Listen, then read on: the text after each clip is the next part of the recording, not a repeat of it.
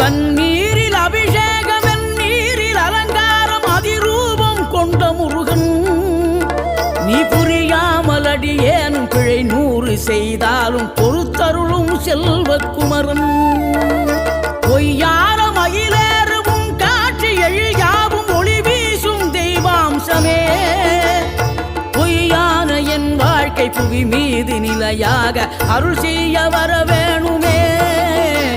நீ அருள் செய்ய வர வேணுமே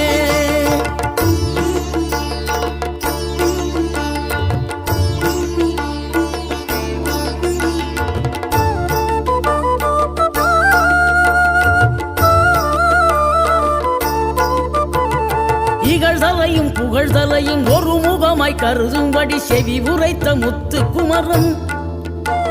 நீ வறுமையையும் வளமையையும் சமநிலையை உணரும்படி மதி கொடுத்த